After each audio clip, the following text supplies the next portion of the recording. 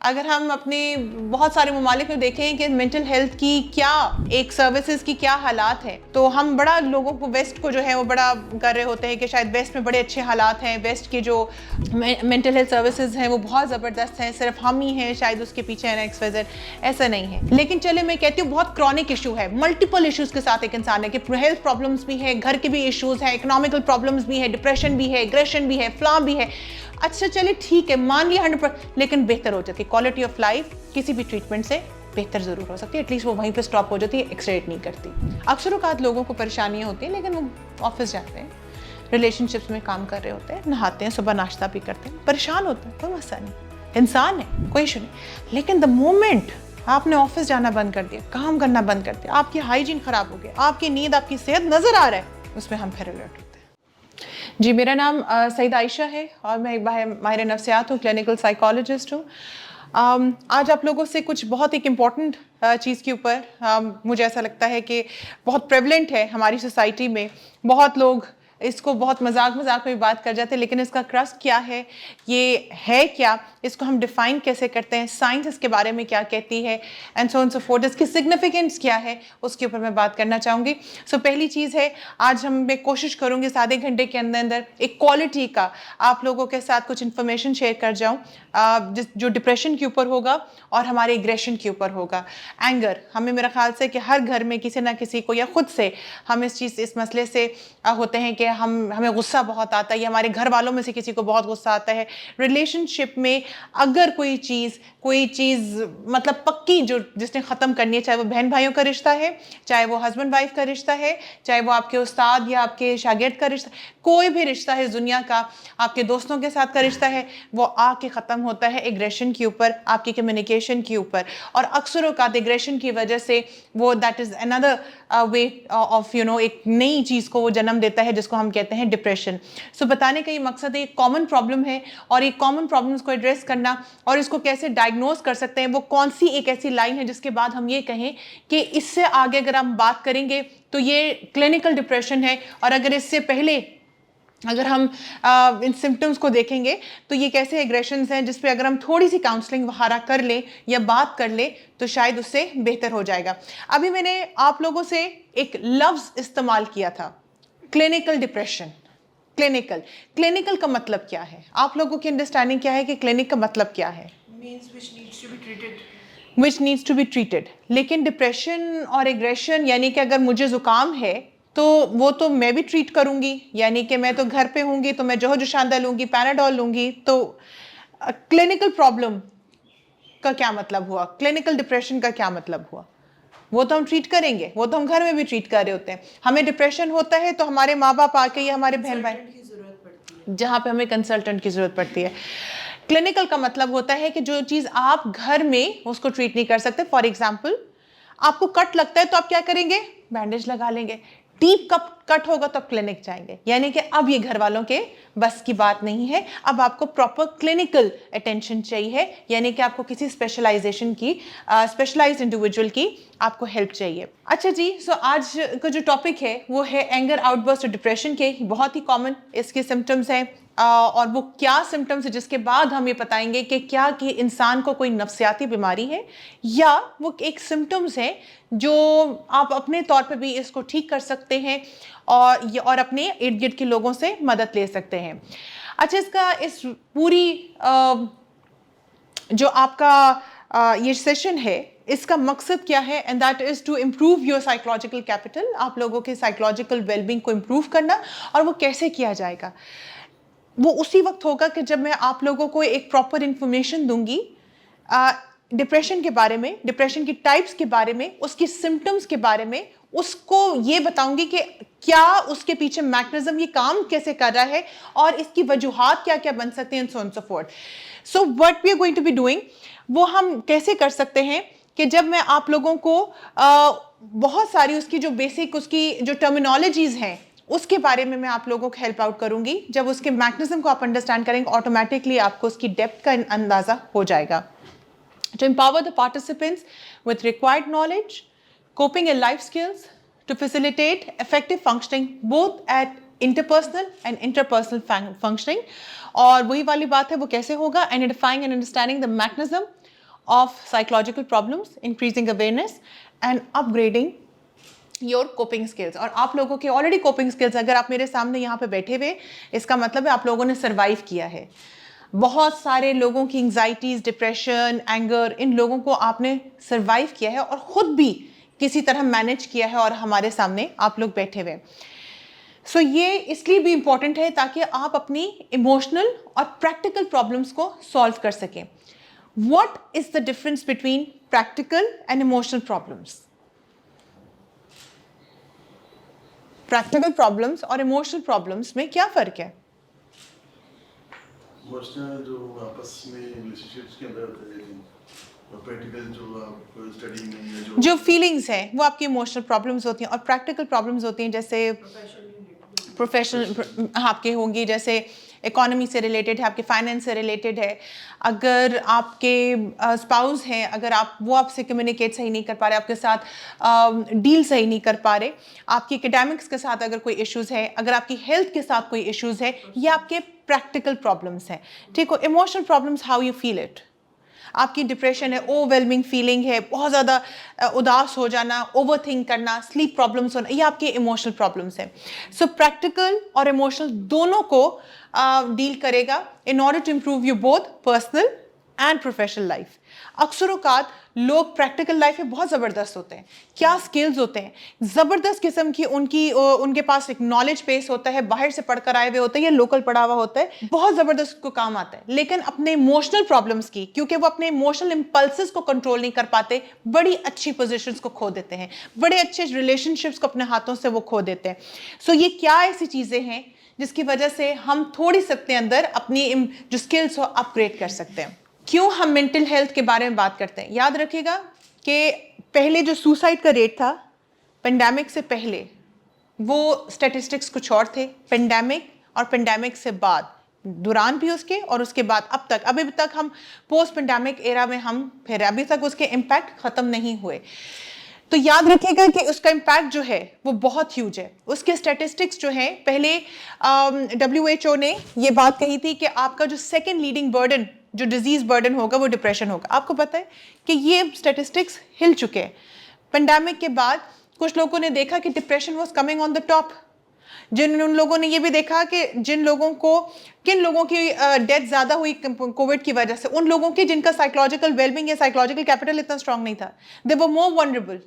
जो वीक लोग थे साइकोलॉजिकली, उनकी ज़्यादा जल्दी डेथ हुई एज कम्पेयर टू, यानी कि अगर फॉर एग्जांपल दो लोगों को बिल्कुल एक एज के, एक ही सेहत के, दोनों को कोविड हुआ और एक को डिप्रेशन भी साथ साथ था, उसकी पहले डेथ हुई. उनकी मोर्टेलिटी रेट जो थी वो दूसरे शख्स से ज़्यादा थी, वो ज़्यादा वनरेबल थे. सो हमारा जो कोविड का, Pakistan sees 30% search in the mental illnesses. 30% search. अच्छा, ये वो स्टेटिस्टिक्स है जो रिपोर्टेड है. सोचे, जो हम तो रिपोर्ट ही नहीं करते, हम तो क्लिनिक ही नहीं जाते. ये तो वो मैं आपको स्टैटिस्टिक्स बता रही हूँ जो सामने आ गए, जिन्होंने रिपोर्ट कर दिए. और ये आगा खान की आपकी रिसर्च है, ये आगा खान की आपकी जर्नल में, एशिया स्पेसिफिक जर्नल 2022 में ये चीज़ जो है ये आ चुकी है. So anybody who wants to verify this research कि मैंने कहा आपने मान लिया, so you can do that too. So Pakistan sees 30% surge in mental illnesses due to COVID-19. Pakistan has only 600 trained psychiatrists. और हमारी पॉपुलेशन कितनी है? तकरीबन 210 मिलियन है. सिर्फ 600. जिसका क्या मतलब हुआ? 3 out of 4 Pakistani population suffer from moderate to high level of depression due to कोविड-19 पेंडेमिक. अकॉर्डिंग टू दी जो आपकी एक स्टडीज की फाइंडिंग्स हैं, आगा खान यूनिवर्सिटी के प्रोफेसर्स ने जो फाइंडिंग्स आप लोगों को दी. तो सोचिए how important it is to talk about depression, anxiety, stress, anger, frustration, क्योंकि आपके स्टैट्स देखे कहाँ गए एकदम. It's a huge. और आई एम श्योर कि आप लोग शायद मुझे देख के, मुझसे आंखें चुरा के ये बात करें, या मुझे ना इस स्टेटमेंट के बाद आप कन्विंस हो, लेकिन हम सबको पता है कि या हम खुद या हमारे घर वालों में से एक शख्स एटलीस्ट सुसाइड करने की कोशिश ज़रूर कर चुका है या वो कर चुका है. People with poor mental health experience disproportionately high rates of disability and mortality. Risk of severe illnesses and death from COVID-19 was higher among people living with low resilience and low psychological well-being. So a 40 to 60% chance was greater of dying prematurely than the general population. अगर हम दुनिया में भी देखें, अगर हम अपने बहुत सारे ममालिक में देखें कि मेंटल हेल्थ की क्या एक सर्विसेज की क्या हालात हैं, तो हम बड़ा लोगों को वेस्ट को जो है वो बड़ा कर रहे होते हैं कि शायद वेस्ट में बड़े अच्छे हालात हैं, वेस्ट की जो मेंटल हेल्थ सर्विसेज हैं वो बहुत ज़बरदस्त हैं, सिर्फ हम ही हैं शायद उसके पीछे है XYZ। ऐसा नहीं है, कुछ ऐसी चीज़ें हैं जो ग्लोबल हैं। मेंटल हेल्थ की अवेयरनेस क्यों WHO ने इसको अपने एजेंडा में रखा हुआ है, comprehensive mental health action plan, उसमें 4 ऑब्जेक्टिव्स जो उन्होंने कहा है कि हम 2030 तक अचीव करेंगे, वो सिर्फ पाकिस्तान के लिए नहीं बनाया, वो सिर्फ हमारे सब कॉन्टिनेंट के लिए नहीं बनाया, क्योंकि उन्होंने देख लिया है कि पूरी दुनिया में इसके क्या हालात हैं और किस तरह की मेंटल हेल्थ को किस तरह उनकी सर्विसेज प्रोवाइड की जाती है। अगर हम कीनिया में देखें तो कीनिया में क्या दिखाया जा रहा है, मैं सिर्फ एक पिक्चर, अभी तो मैं सिर्फ आपके साथ एक स्नैपशॉट शेयर कर रही हूँ, सिर्फ एक स्नैपशॉट। कीनिया में जो जनरल पॉपुलेशन के लिए, जो आम आवाम है, उनके लिए किस तरह की फैसिलिटी है, वो ऐसी है। The 2 women are changed in a room, over 60 men, women and children with mental health conditions are detained। उनको ना चेनों में इस तरह बांधा जाता है और एक दूसरे के सामने वॉशरूम जाते हैं। ये इस तरह इनकी मेंटल ट्रीटमेंट है कीनिया के अंदर। अच्छा, इंडोनेशिया में ये एक बच्चा है, ये अगेन आपको ये गूगल पे भी पिक्चर मिल जाएगी, इसकी पूरी स्टोरी मौजूद है। और ये इसने कहा है कि वो ड्रग एडिक्ट था, तो वहाँ पर ना किसी लोकल इंडोनेशिया के किसी शख्स ने अपना एक वहाँ पे फैसिलिटी खोली हुई कि मतलब फॉर एग्जांपल मैं अपने घर के बाहर एक छोटी सी फैसिलिटी खुद से खोल लूँ और कहूँ कि कोई मेंटल हेल्थ की कंडीशन के साथ कोई शख्स है तो मैं उसको यहाँ पे ये एडमिट कर लेता हूँ, उसको खाना शाना में। तो उसको चेनों में बांधा हुआ, वो इतने दिनों से भूखा, और उसे जब पूछा गया तो क्योंकि वो ड्रग एडिक्ट था, वो कहता है ये तो ह्यूमन राइट्स के खिलाफ है, मैं इंसान हूँ, ये मेरे ह्यूमन राइट्स के बेसिक उन चीज़ों के खिलाफ है जिससे मुझे रखा गया है। Mojit said that he was very very hungry and pointing to the chains, उसने अपनी chains को देखते हुए कहा, they said this is against human rights, this is human violation है। वो खुद इतना वो समझदार था, वो कह रहा था कि क्या कर रहे हैं मुझे, किस तरह उन्होंने रखा हुआ है, I need help।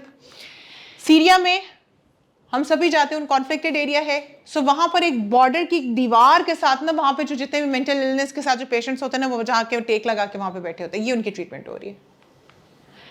इंडिया में जितनी पॉपुलेशन है, देखें वही वाली बात है कि अगर मैं अफगानिस्तान, वही चेनें लगी हुई हैं, लोग इस तरह पड़े हुए हैं, भरे हुए उनके वार्ड्स। पाकिस्तान में भी अच्छा एक और चीज़ है, अगर हम कुछ फैसिलिटीज़ की बात करें पाकिस्तान में, लाहौर, इस्लामाबाद, कराची, पेशावर में शायद कुछ फैसिलिटीज़ बड़ी ज़बरदस्त है, बहुत ही हाई मतलब हाई क्लास उन्होंने वो इंफ्रास्ट्रक्चर के साथ उन्होंने ज़बरदस्त किस्म का, but everybody can not have an access to it because they are expensive too. लेकिन एक जनरल पॉपुलेशन के लिए अगर आप डिफरेंट वार्ड्स में, हॉस्पिटल्स में जाएं, और मैं वही बात कर रही हूँ कि ये हमारे जो मेजर शहर है, जो कैपिटल सिटीज़ हैं, जिसमें हमारे पास ऑब्वियसली लाहौर है, इस्लामाबाद है, फिर अगर हमारे प्रोविंसेस के जो कैपिटल सिटीज़ हैं उनकी हम बात करें तो वो ऑब्वियसली उनकी फैसिलिटीज़, और आम अगर आप वो काड़ा में जाएँ आपको इसी तरह के हालात मिलेंगे, आप फैसलाबाद के आउटस्कर्ट्स के उसमें आपको ऐसे हालात मिलेंगे, एक बेड पे 2-2 पेशेंट। मैं एक दफ़ा जिना हॉस्पिटल गई, मैं अपने बिहेवियर डिपार्टमेंट में गई, इतना रश वहाँ पे साइकेट्रिक डिपार्टमेंट जो OPD है, इतना रश था, और वो साइकोलॉजिस्ट जो ट्रेंड भी शायद कुछ थे, अच्छे साइकोलॉजिस्ट थे, लेकिन बहुत रश था, बहुत ज़्यादा रश था, और टाइमिंग 2 बजे के तक है।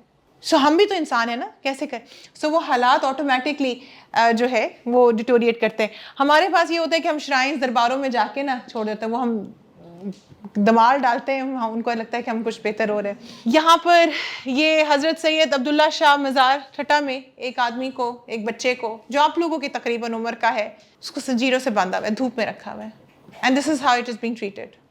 ये मेडिकल का स्टूडेंट, ये उसकी पिक्चर है, ये भी आप लोगों को इसकी न्यूज़, इसकी पूरी जो इन्फॉर्मेशन आप लोगों को मिल सकती है। Mother holds a door lock while her son who is finally medical student whisper, मुझे माफ़ कर दे। बच्चा कह रहा है मुझसे नहीं हो सका, I can't do it, and she road I am done, मुझसे नहीं हो रहा। ये तीन हफ्ता पहले की बात है। फिर वो PMDC ने कहा है कि हर मेडिकल कॉलेज में एक साइकोलॉजिस्ट का होना सबसे इंपॉर्टेंट है। उन्होंने वो डिक्लेयर किया है कि ऑफिशियली हर मेडिकल कॉलेज में एक साइकोलॉजिस्ट होना चाहिए। So these are few of the glimpses how important it is to address. और हमें ऐसा लगता है कि अच्छा ये दूसरों के साथ हो रहा है, शायद हमारे साथ कभी नहीं हो सकता। This is always we have this understanding कि maybe this is something कि लोगों के साथ हो रहा है। Over 50% of the people living with psychological problems, 50%, more than 50% of the people with psychological problems do not receive treatment, even आपके पास facilities होंगे, आपके इर्द गिर्द के पास ऐसे क्लिनिक्स भी होंगे, कुछ डॉक्टर्स ने बड़े अच्छे सोफिस्टिकेटेड और state of the art facilities खोली हुई हैं आप लोगों के लिए, लेकिन उसके बावजूद आप लोग नहीं जाएंगे। क्यों? लोग क्या कहेंगे? स्टिग्मेटाइजेशन। लोग कहेंगे अच्छा तू तो है ही पागल, तू तो जाता ही डॉक्टर, चल तुझे डॉक्टर के। हम गाली देते एक दूसरे को। अच्छा, हम ये नहीं कहेंगे कि स्किन स्पेशलिस्ट को जाके दिखाना है, जनरल डॉक्टर को दिखाना है, या फिजिशियन को दिखाना है, हार्ट सर्जन या पेट नहीं, उस पर हम गाली नहीं देंगे। लेकिन एक साइकेट्रिस्ट को हम जब कहते हैं ना, तो हम उसको गाली के तौर पर कहते हैं यार तू तो है ही पागल, तू आ जा, तुझे तो नफ्सियाती डॉक्टर की ज़रूरत है। उस चक्कर में आके हम फिर डॉक्टर के पास जाते ही नहीं हैं। इवन अगर आपकी बेहतरीन फैसिलिटीज हो, 50% of the people even they recognise it, even they recognise my kid और माई चाइल्ड और माई पेरेंट्स और मेरे जो बहन भाई हैं या मेरा बच्चा, उसको इसकी ज़रूरत है, वो नहीं जाते। लोग क्या कहेंगे? लोग क्या, हम पता क्या करते हैं, लोग क्या कहेंगे? People who suffer from one mental condition, it is common to develop a second. अब वही वाली बात है कि अगर आपको किसी को अगर ब्लड प्रेशर की प्रॉब्लम है, अगर उसकी आप दवाइयाँ नहीं लेंगे तो दूसरी आपके पास आ रही है, आपके दूसरी प्रॉब्लम स्टार्ट। सो आप एक बीमारी को पकड़ेंगे, उसको कंट्रोल करेंगे तो दूसरी भी रुकेगी। इस तरह मेंटल प्रॉब्लम्स के साथ भी ऐसे है कि अगर आप एक को ट्रीट नहीं करेंगे तो दूसरी 100% आ रही है। मतलब अगर किसी को एग्रेशन का इशू है तो डिप्रेशन आ रहा है, अगर किसी को डिप्रेशन का इशू है और उसको ट्रीट नहीं करा तो इरिटेबिलिटी आ रही है। सो वो साथ साथ कोमोबिड। अच्छा, फिर हमारे पास एक और भी एक मिसअंडरस्टैंडिंग है जो मैं आप लोगों के साथ शेयर कर दूं। लोगों को ऐसे लगता है, मुझे आप एक बात बताएं, आप में से कितने यहाँ पे ऐसे लोग हैं जिनके पेरेंट्स को किसी को ब्लड प्रेशर या शुगर का इशू है, या खुद से किसी को है? आप में से सब तकरीबन आप है। कौन किसको है? आपके फादर को है। कब से है? 5 साल हो गए। किस चीज़ का है? प्रॉब्लम क्या है? डिप्रेशन नहीं, मैं उसकी बात कर रही हूँ, जैसे हार्ट प्रॉब्लम की बात कर रही हूँ, या ब्लड प्रेशर या शुगर की बात। ब्लड प्रेशर काफ़ी ज़्यादा है उनको। और वो कब से है? उनको ब्लड प्रेशर की प्रॉब्लम कब से है? 5-6 साल हो गए। वो डॉक्टर के पास जाते ब्लड प्रेशर के प्रॉब्लम के लिए जाते, मेडिसिन लेते हैं, प्रॉपर मेडिकेशंस ले रहे हैं और 5 साल से जा रहे हैं। और एक वो जो डॉक्टर है जिनके पास अपनी ब्लड प्रेशर की दवाई लेने जाते हैं, वो एक विजिट का कितने पैसे ले लेते हैं? मेडिकल हम तो इधर जिला हॉस्पिटल वगैरह में चेक, जिला हॉस्पिटल, लेकिन आपका आना जाना 1000 रुपया लग जाता होगा, दवाइयाँ लेते हुए, ट्रैवलिंग करते हुए, सारा कुछ आपका ऐसा हो गया। और टाइम फिर 2 घंटे 3 घंटे ऐसा ही हो गया। वो सारा दिन ही तकरीबन हमारा निकल जाता है। सुबह से लेते हैं फिर 2 बजे तक, क्योंकि वो जल्दी जल्दी इतनी रश होता है, फिर वो भी आपको 5 मिनट के लिए देखते होंगे, दवाई देते होंगे, वो आप लोग वापस आ ऐसे ही है। और उसके बावजूद इतने पैसे लग जाते हैं। क्या आपके फादर का ब्लड प्रेशर कंट्रोल हो गया है कि 100% रिकवर हो गया? सिर्फ कंट्रोल होगा। That is it. याद रखिएगा कि जब भी हम अपने डॉक्टर के पास जाते हैं, स्किन प्रॉब्लम के साथ जाते हैं, हार्ट प्रॉब्लम के साथ जाते हैं, वो आपको ऐसी मेडिकेशन, शुगर, ब्लड प्रेशर, ये इन चीज़ों की, इवन वो हार्ट सर्जरी, तो वो 16 साल का हार्ट नहीं कर सकता। वो ऐसा आपकी सर्जरी करके या आपकी दवाइयाँ देकर वो आपको आपकी क्वालिटी ऑफ लाइफ को बेहतर करता है। रिवर्स कोई चीज़ नहीं है। लोगों की मिसअंडरस्टैंडिंग ये होती है कि अच्छा हम साइकोलॉजिस्ट, साइकेट्रिस्ट के पास जा रहे हैं तो हमारा बच्चा जादुई तौर पर 100% उसकी पर्सनालिटी ठीक हो जाएगी, दोबारा खराब भी ना हो, और वो खराब भी ना हो। Thank you very much madam. ऐसा नहीं होता। हम 100% किसी को ठीक नहीं कर सकते, अनलेस लोग हो भी जाते हैं। वैसे ऐसी बात नहीं है, 100% रिकवरी भी है, जैसे बुखार की 100% रिकवरी है, डिप्रेशन की 100% रिकवरी। लेकिन वही वाली बात है कि एटलीस्ट आपको और कुछ नहीं, अगर 100% रिकवरी नहीं भी है सो और कुछ नहीं। देखिए डायबिटीज़ की भी 100% रिकवरी है, ब्लड प्रेशर की भी कुछ लोगों की अल्लाह ताला ने शफा जिनको देनी हो। लेकिन वही वाली बात है कि it is very important to understand कि अगर 100% रिकवरी नहीं भी है तो क्वालिटी ऑफ लाइफ पे मजीद एटलीस्ट चीज़ें ख़राब नहीं होती। ब्लड प्रेशर उनका एटलीस्ट मजीद और एस्केलेट नहीं करेगा, वो अपनी एज के मुताबिक तो करेंगे, लेकिन जिस स्पीड से वो जा रहे थे वो उसको थोड़ा सा रोक देंगे। So at least quality of life बेहतर होती है। कुछ साइकोलॉजिकल प्रॉब्लम्स हैं जिनकी 100%, डिप्रेशन, एग्रेशन की 100% रिकवरी है, 100%। लेकिन चले मैं कहती हूँ बहुत क्रॉनिक इशू है, मल्टीपल इश्यूज के साथ एक इंसान है कि हेल्थ प्रॉब्लम्स भी है, घर के भी इश्यूज है, इकोनॉमिकल प्रॉब्लम्स भी है, डिप्रेशन भी है, एग्रेशन भी है, फ्लॉ भी है।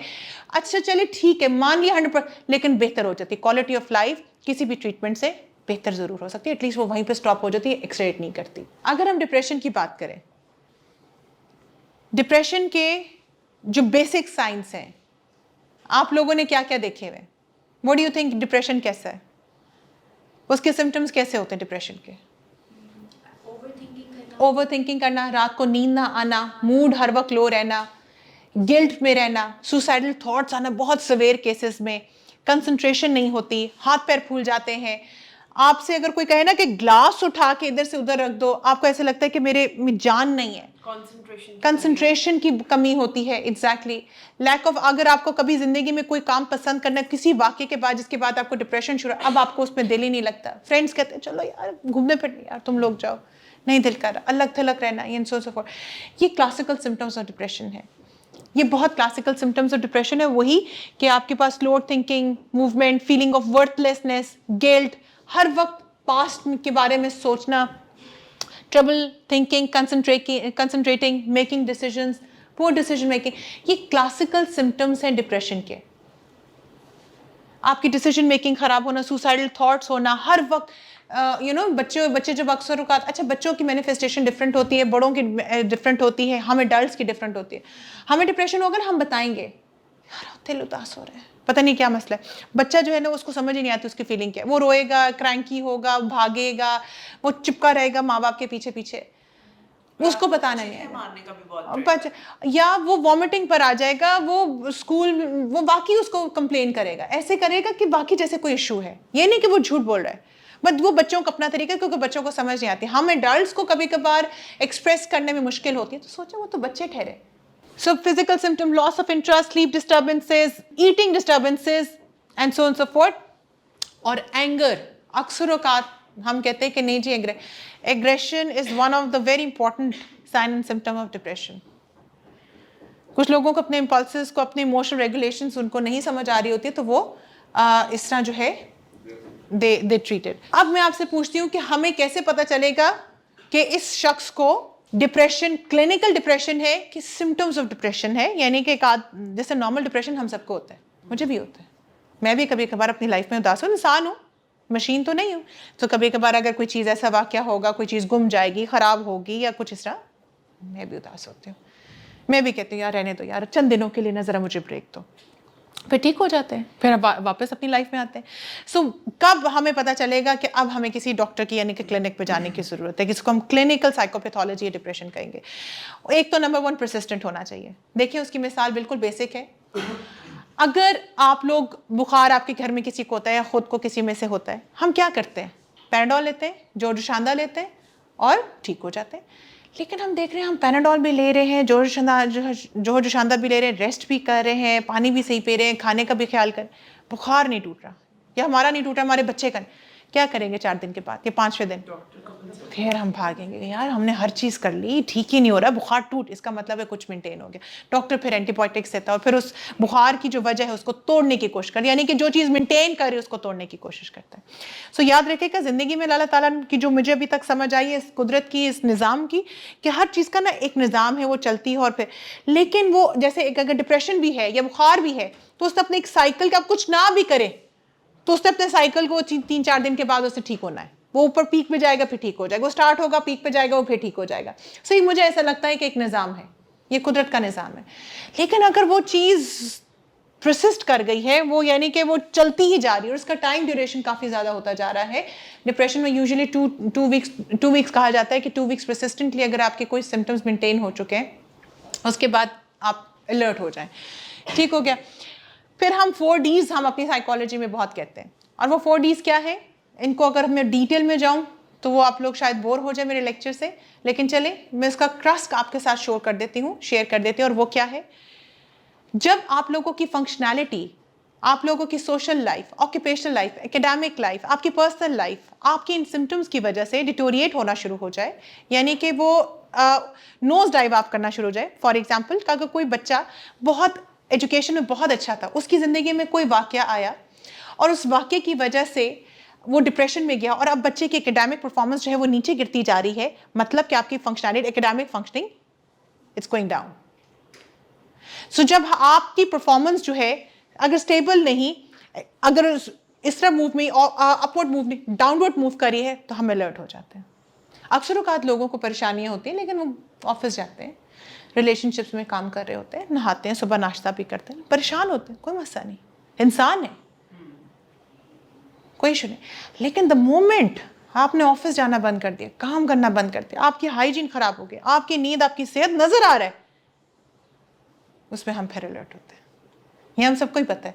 अक्सर औकात लोग कहते हैं कि हम वेट लूज कर रहे हैं, आप कहते हैं नहीं यार मसला कुछ और है, तुम डॉक्टर को चेक कराओ, ये देखने में कुछ सही नहीं लग रहा। आपको पता चलना शुरू होता है। सो आपकी फंक्शनैलिटी में आपको नज़र आ रहा होता है प्रीवियस एंड आफ्टरवर्ड्स की, आपकी फंक्शनैलिटी आपकी नीचे जा रही होती है, डिस्ट्रेसफुल होती है एंड समटाइम्स डेंजरस। अगर बहुत ज़्यादा उसको ट्रीट ना करें तो लोग सुसाइडल होमोसाइडल हो जाते हैं, या तो खुद को मार देते हैं या दूसरों को।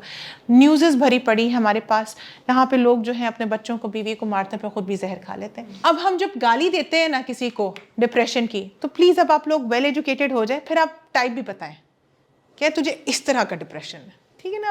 अब हम बड़े हो जाना चाहिए, हर चीज़ में अपग्रेड हो जाए। आईफोन 15 आ चुका है, तो मतलब हर चीज़ में अपग्रेड भी होता है ना। अब मेरा बोर नहीं हो गया हर एक को कह गया तो वही डिप्रेशन का मरीज, तो कौन सा वाला डिप्रेशन। सो आप लोगों को आज मैं बताती हूँ कि डिप्रेशन की भी टाइप्स होती हैं।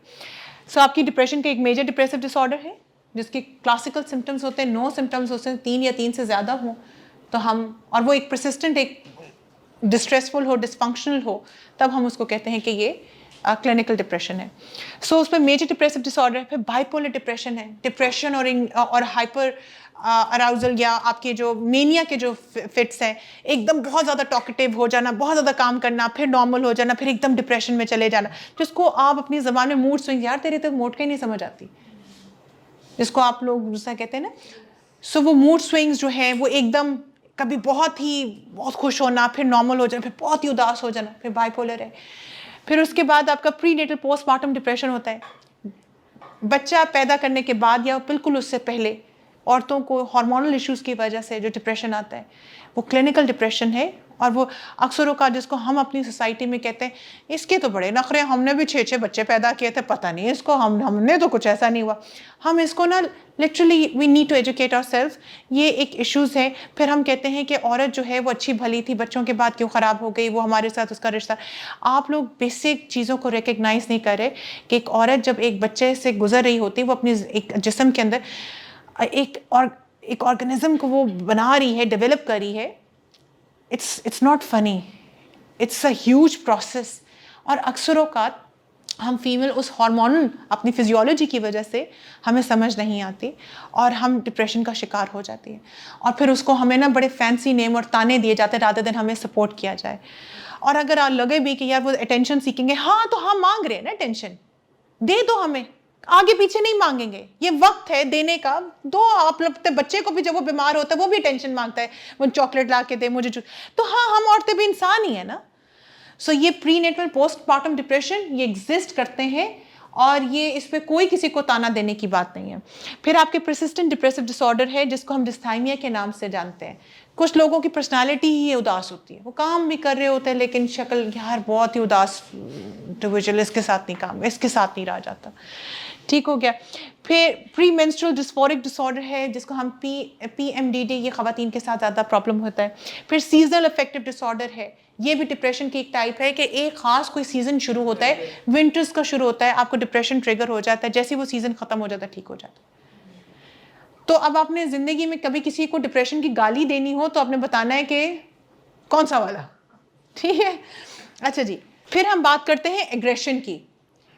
एग्रेशन ऑब्वियसली कुछ लोगों ने तो अपना वो बनाया हुआ है कि यार इधर यहाँ पे ऐसी, कुछ लोग, अगर मैं किसी के साथ जाऊँ और कोई किसी के साथ ना ज़रा गुस्से से बात करे, मैं कहूँगी यार मत करो इस तरह बात। तो मैं यहाँ का नहीं पता, यहाँ पे लोग इस तरह ही बात सुनते हैं, लोगों को यहाँ के इसी तरह ही बात समझ आती है, यहाँ का कल्चर ही ऐसा है। अक्सर का हम सुनने पर आते हैं, आप इनसे आराम से बात करो, वो आपको गाज भी ना डाले।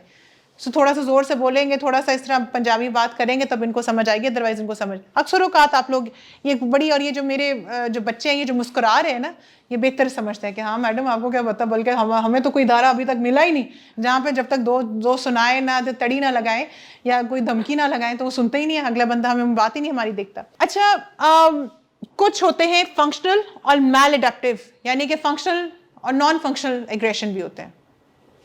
देखिए कहीं पर फंक्शनल एग्रेशन ठीक है, आपको कोई हिट करने आ रहा है, आपके साथ कोई बदतमीजी करता है, वो फंक्शनल है, आप अपने सेल्फ डिफेंस में जाके उसको पीछे करते हो और उसको कहते हैं डू नॉट, मेरे बच्चे या मेरी फैमिली या मेरे माँ बाप, मेरे बहन भाई, इनके करीब नहीं, वो फंक्शनल है।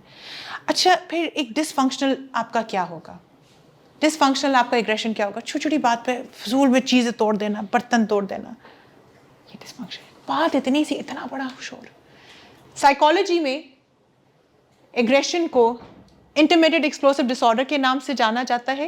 ये रिपीटेड होता है, सडन एपिसोड्स ऑफ एग्रेशन आते हैं, पीक पे जाते हैं, इंसान वायलेंट होता है, फिर एकदम ठीक हो जाता है और फिर कहता है यार मुझे पता नहीं क्या हुआ, मैंने एग्रेशन में ये बात कर दी, मैंने चीज़ मुझे नहीं कहना चाहिए। हमारे पास अक्सर औकात लोग आते, मुझे बहुत गिल्ट, मुझे समझ ही नहीं आती, मुझे कंट्रोल ही नहीं होता। वर्बल एंगर आउटबर्स्ट है in which you react grossly out of proportion, यानी कि सिचुएशन इतनी और आपने उसका इतना बड़ा आपने उसका रिएक्शन दिया, एंड सिग्निफिकेंटली डिस्ट्रेसफुल होता है और कभी कभार हार्मफुल भी होता है।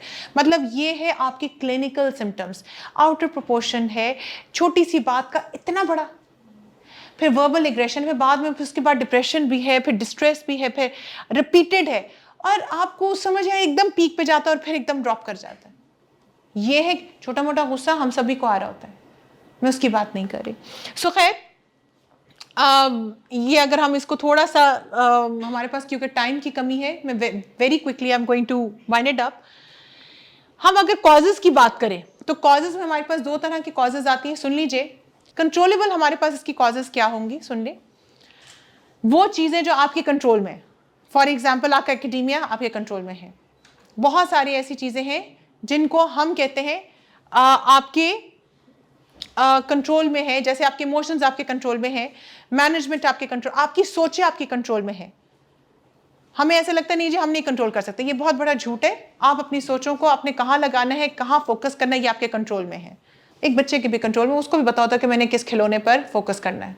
सो आप लोग एडल्ट के तौर पे मुझे मत ये बताइएगा कि आपके कंट्रोल में नहीं है। लेकिन ज़्यादातर हमारा डिप्रेशन है, हमारा जो गुस्सा है, उन चीज़ों पे ज़्यादा निकलता है जो हमारे कंट्रोल में नहीं है। इकोनॉमी हमारे कंट्रोल में नहीं, किसी की डेथ हो गई हमारे कंट्रोल, कोई चीज़ ख़राब हो गई, टूट गई, एक्सीडेंट हो गया, कोई चोरी हो गई, हमारे कंट्रोल में नहीं है। लेकिन सबसे ज़्यादा हमने परेशानी, गुस्सा उन चीज़ों पर जो हमारे कंट्रोल में ही नहीं है। या तो आपके कंट्रोल में हो ना तो चलो हाँ चलो आप मिलके बैठ के उस पर रोते हैं, लेकिन हम सबसे ज्यादा उन चीजों पर, और सबसे ज्यादा जो खतरनाक चीज है, हम लोगों को कंट्रोल करने की कोशिश करते हैं। खुदा ये मत करें। मैं अपने बच्चों को कंट्रोल नहीं कर सकती, जब वो बड़े हो गए मैं उनको एडवाइस कर सकती हूँ, मैं उनको साथ दे सकती हूँ, मैं उनको सपोर्ट कर सकती हूँ। कंट्रोल तो सीधी सी बात है, माजरत के साथ मुझे इस चीज़ पे माफ़ कीजिएगा, मैं आप लोग को, खुदा ने भी हमें किताब दे दी है। कंट्रोल मतलब उन्होंने कहा कंट्रोल आपके हाथ में, ये रास्ता चलना है, वो रास्ता चलना है, मर्जी आपकी। और हम चले हैं लोगों को कंट्रोल करने। ये तो खुदा भी मतलब थोड़ा सा हमें अशरफुल मखलूकात सोचने समझने की सलाहियत देता है और कहता है डिसाइड करो खुद से। So poverty, death, unemployment, loss of business, relationship difficulty, कोई औरत या कोई मर्द आपको छोड़, आप इंसान को कंट्रोल नहीं कर सकते, यू कैन नॉट।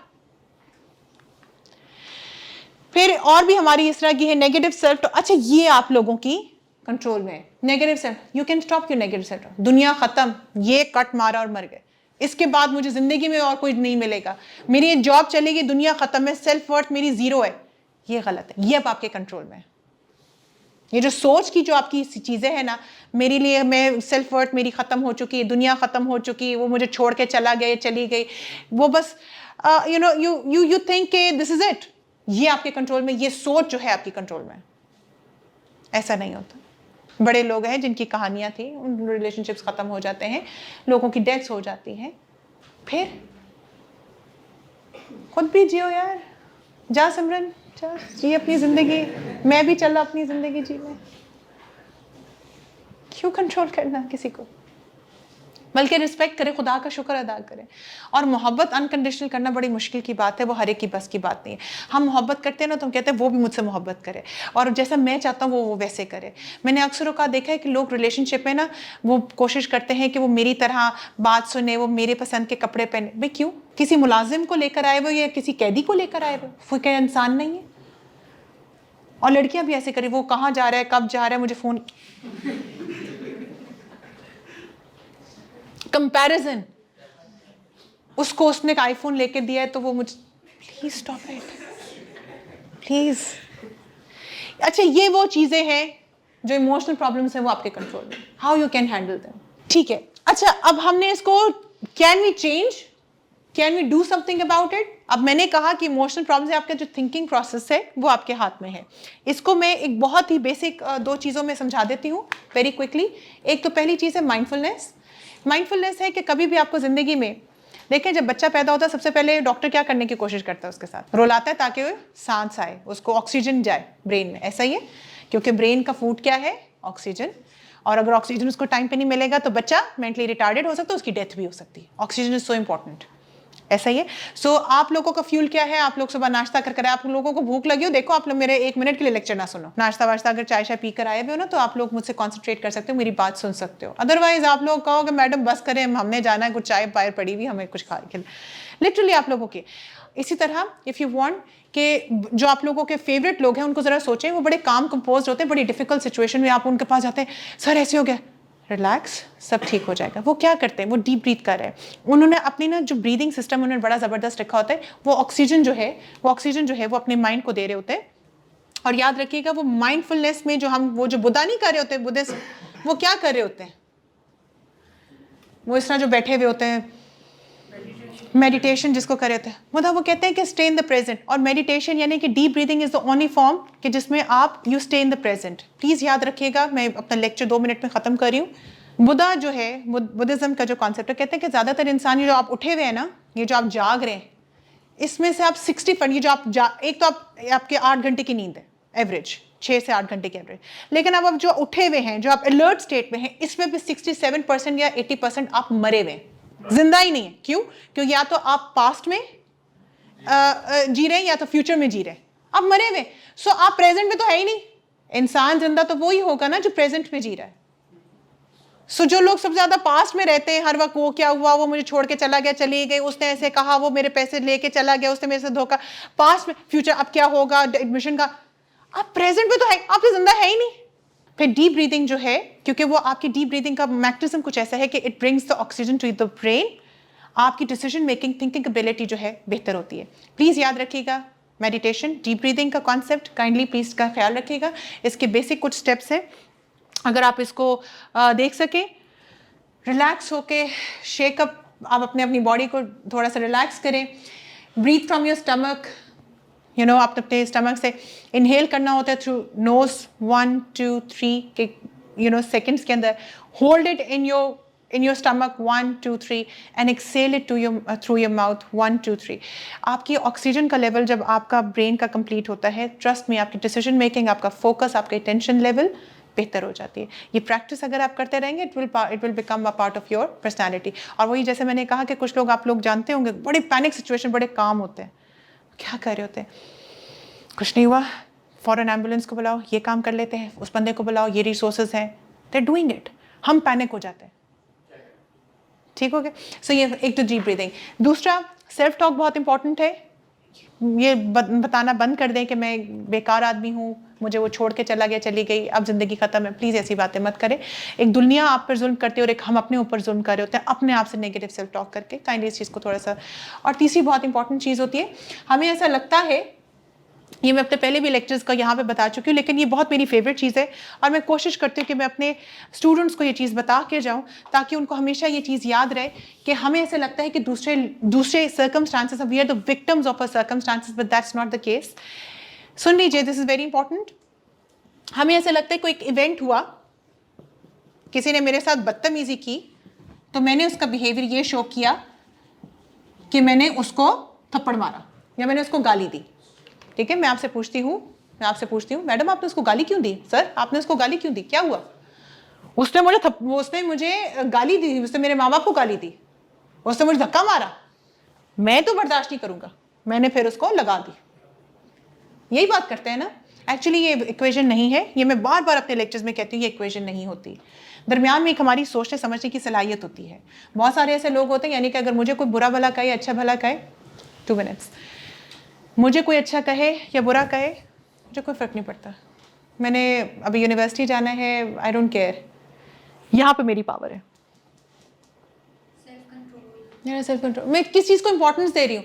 मैं अक्सरों लोग अक्सरों कोई मैंने बहुत दफ़ा लोगों को देखा अक्सरों कोई दूसरे के साथ बदतमीजी वो काम कंपोज कर रहे होते। मैंने कहा सर आप क्यों, तो मेरे लिए इंपॉर्टेंट नहीं, वो पता नहीं किस बेचारा कहाँ से किस मसले से पड़ा हुआ है, उसको पता नहीं कहाँ का गुस्सा मुझ पर निकाला, दफ़ा करो।